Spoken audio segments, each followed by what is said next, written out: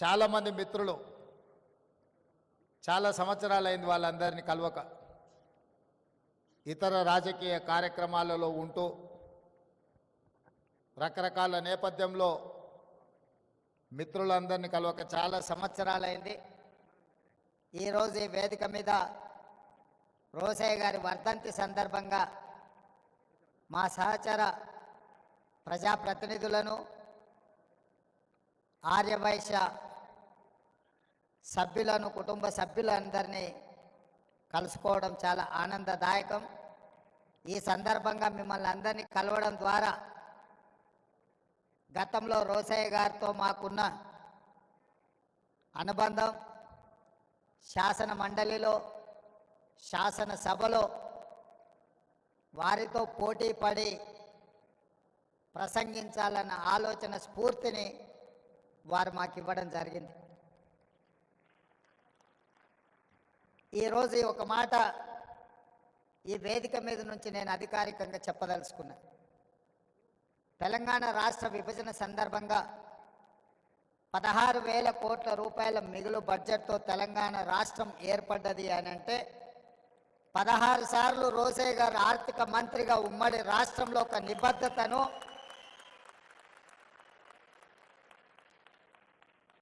ఆర్థిక పరంగా ఒక క్రమశిక్షణను వారు పాటించారు. కాబట్టే తెలంగాణ రాష్ట్ర ఏర్పాటు సందర్భంగా 16,000 కోట్ల రూపాయలతో మిగులు రాష్ట్రంగా తెలంగాణ రాష్ట్రం అవతరించిందని చెప్పి నేను ఈ సందర్భంగా ఖచ్చితంగా చెప్పదలుచుకున్నా. 2007 సంవత్సరంలో మొట్టమొదటిసారి శాసన మండలిలో నేను ప్రవేశించినప్పుడు, సభలోకి వెళ్ళినప్పుడు ఒక పక్కన చుక్కా రామయ్య గారు, ఇంకొక పక్కన ప్రొఫెసర్ నాగేశ్వర్ గారు, ప్రభుత్వ పక్షాన ఆర్థిక మంత్రిగా రోసయ్య గారిని చూస్తే ఒకలాంటి భయం. ఏం మాట్లాడితే ఏం తప్పు పడతారో, మనం మాట్లాడే మాటల్లో ఏ తప్పు మాట్లాడినా, సమాచార లోపమున్నా వాళ్ళ ముందు మనం తేలిపోతామేమో అని ఒకలాంటి భయం ఉండేది. అక్కడి నుండి సాగునీటి పారుదల శాఖకు సంబంధించిన అంశాల మీద రాజీవ్ ఆరోగ్యశ్రీ ప్రవేశపెట్టినప్పుడు, ఆ అంశాల మీద విశ్లేషణ చేసినప్పుడు మొట్టమొదటిసారి రోసయ్య గారు ఆర్థిక మంత్రిగా నన్ను తన చేంబర్లోకి పిలిపించుకొని, ఎక్కడ చదువుకున్నావయ్యా నువ్వు, బాగానే మాట్లాడుతున్నావు, కాకపోతే లైబ్రరీకి వెళ్ళి ఇంకా లోతుగా నువ్వు నేర్చుకోవాల్సిన అవసరం ఉంది. ఈ శాసనసభ ప్రొసీడింగ్స్ గురించి, ప్రొసీజర్స్ మీద, ప్రాక్టీసెస్ మీద అవగాహన తెచ్చుకుంటే సభలో అద్భుతంగా రాణించగలవు, నీకు మంచి భవిష్యత్తు ఉంటుంది, చదువుకొని సభలో మాట్లాడమని చెప్పి పెద్దలు రోసయ్య గారు 2007లో నాకు సూచన చేశారు.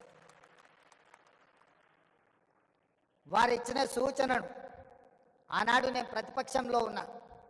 రోసయ్య గారు ప్రతిపక్ష శాసన మండలి సభ్యుడు అని చూడకుండా ఉమ్మడి రాష్ట్రానికి చదువుకున్న ప్రజాప్రతినిధులు ప్రజా సమస్యలను అవగాహనతో చట్టసభలలో మాట్లాడితే మన యొక్క గౌరవం పెరుగుతుందన్న ఆలోచనతోటి ఆ రోజు రోసయ్య గారు నాకు సూచన చేయడం జరిగింది.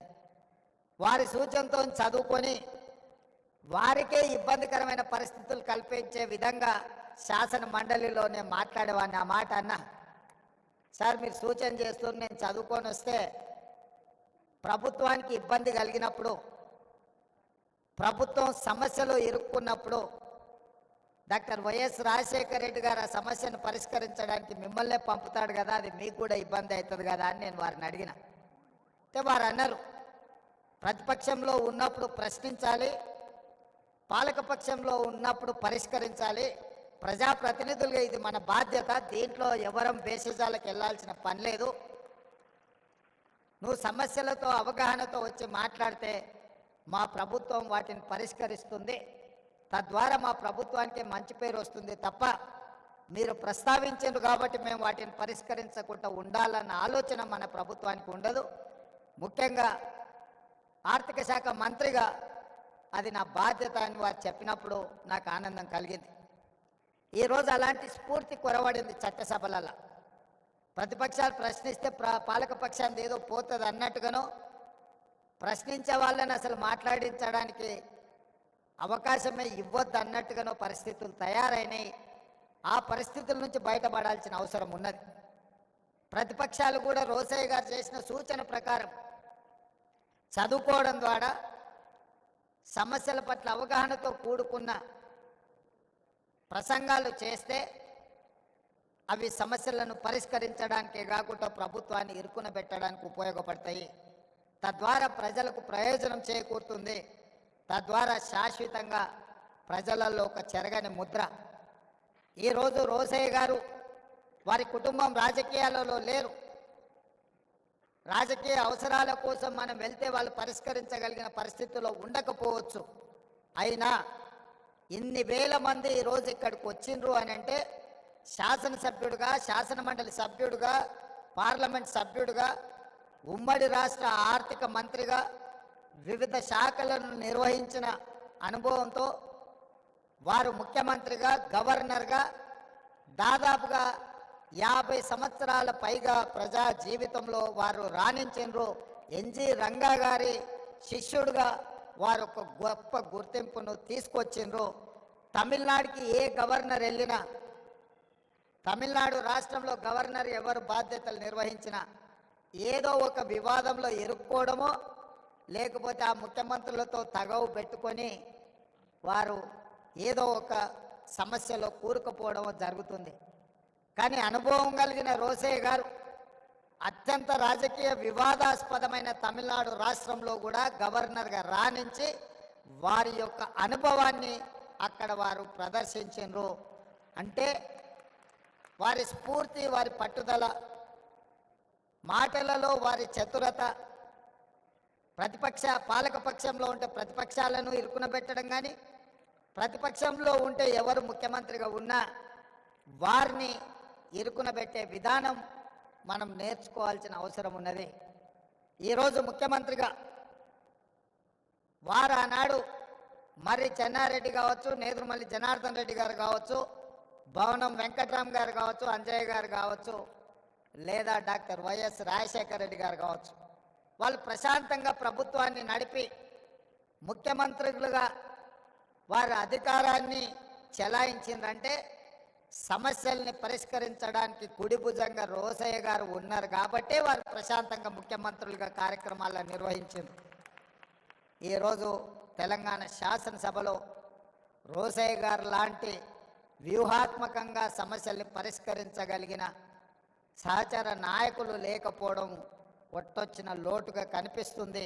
అలాంటి సహచరుడు ఉంటే ముఖ్యమంత్రిగా ఎవరైనా అద్భుతంగా రాణించవచ్చని నేను ప్రగాఢంగా నమ్ముతున్నా.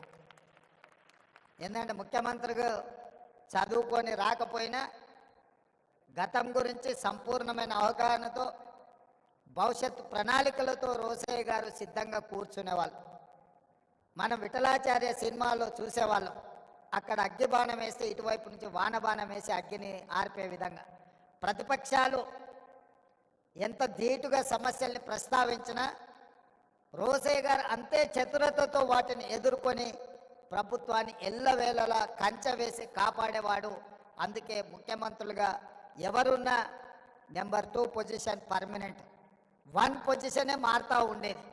అది విజయభాస్కర్ రెడ్డి అయినా, చెన్నారెడ్డి గారైనా, అంజయ్య గారైనా, భవనం వెంకట్రామైనా, డాక్టర్ వైఎస్ రాజశేఖర రెడ్డి గారైనా, ఇలా 1 పొజిషన్లో పాత్రలు ఎప్పుడూ మారేటివి. కానీ 1 పొజిషన్లో ఎవరున్నా 2 పొజిషన్ మాత్రం పర్మనెంట్గా కొనిజేటి రోసయ్య గారే ఉండాలి అని ఎవరు 1కి వచ్చినా రోసయ్య గారిని కోరుకునే వాళ్ళు. పెద్ద ఆయన ఏ రోజు కూడా 2కి వచ్చిన కాబట్టి 1లో ఉన్న వాళ్ళని జరిపి కూర్చోవాలని వారెప్పుడు తాపత్రయపడలే, తొందరపడలే. అందుకే ఆ సమయం సందర్భం వచ్చినప్పుడు శ్రీమతి సోనియా గాంధీ గారు ఈ క్లిష్ట సమయంలో రోసయ్య గారినే ముఖ్యమంత్రిగా చెయ్యాలి అని సోనియా గాంధీ గారు భావించిండ్రు. అంటే పార్టీ పట్ల వారికి ఉన్న నిబద్ధత, పార్టీకి వారి పట్ల ఉన్న నమ్మకం, విశ్వాసం అనేది రోసయ్య గారిని ముఖ్యమంత్రిని చేసింది. నేను ఈ వేదిక మీద నుంచి ఇంకొక అంశం కూడా ప్రస్తావించదలుచుకున్నా.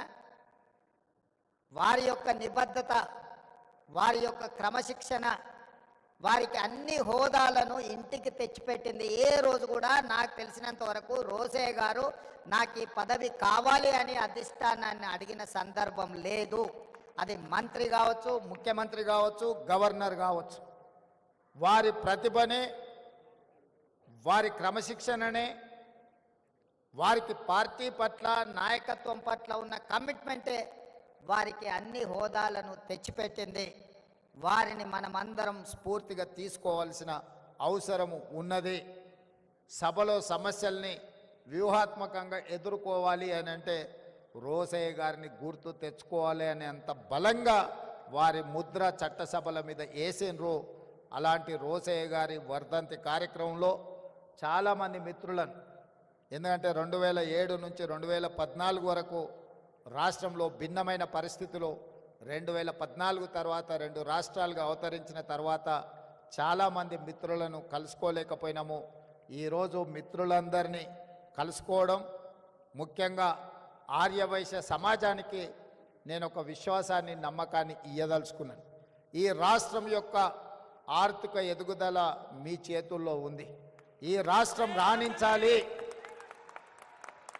ఈ రాష్ట్రం రాణించాలి, ఈ రాష్ట్రం అభివృద్ధి పదం వైపు నడవాలి, ఈ రాష్ట్రంలో ఆర్థికంగా బలపడాలి అని అంటే మీరే కష్టపడాలి. మీరే ఈ తెలంగాణ బ్రాండ్ అంబాసిడర్లు.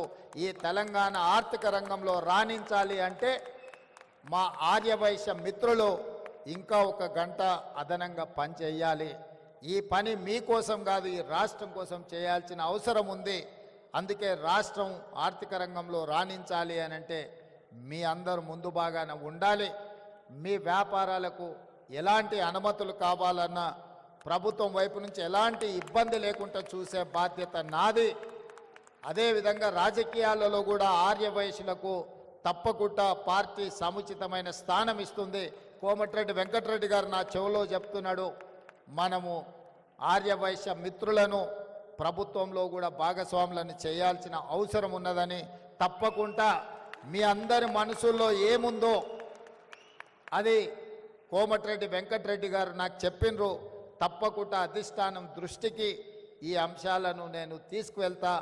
అదేవిధంగా రోసయ్య గారి విగ్రహం ఉండాలి అని మిత్రులు ప్రస్తావించరు.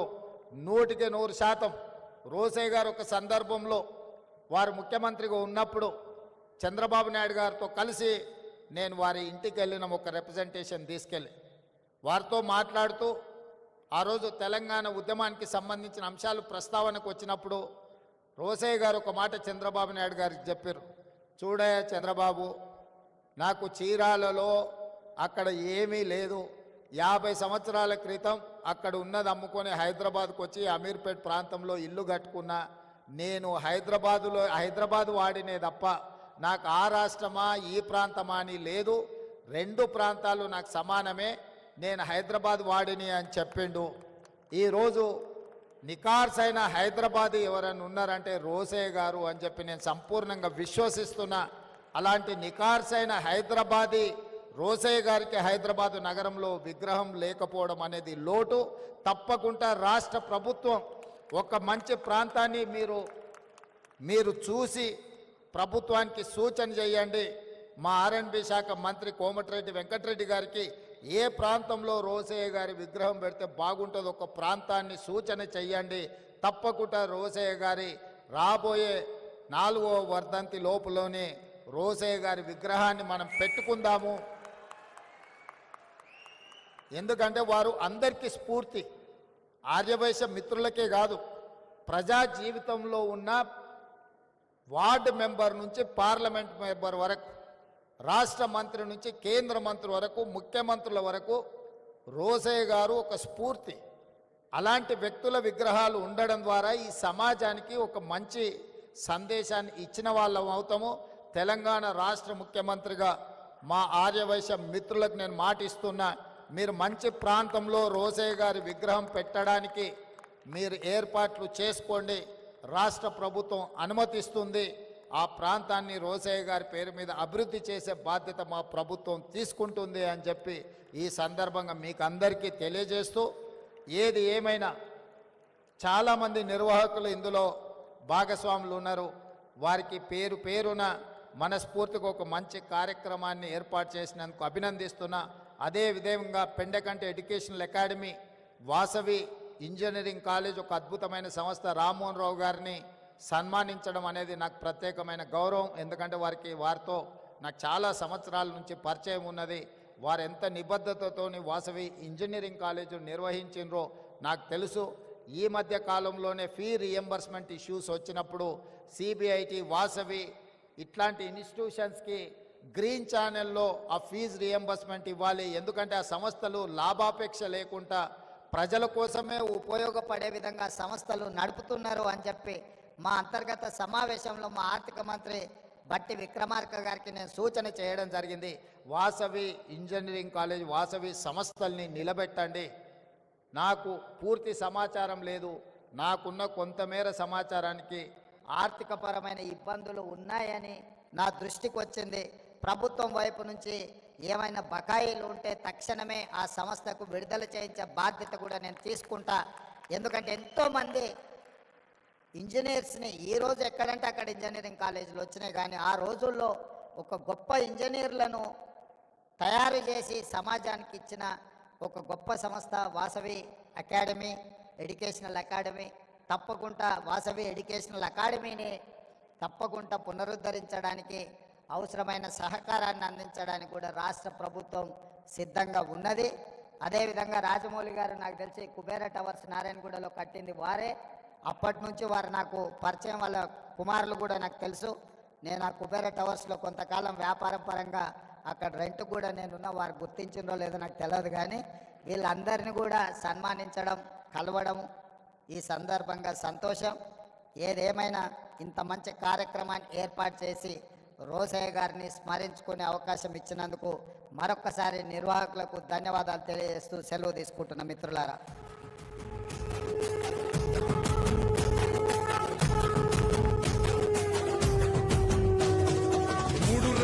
Thank you.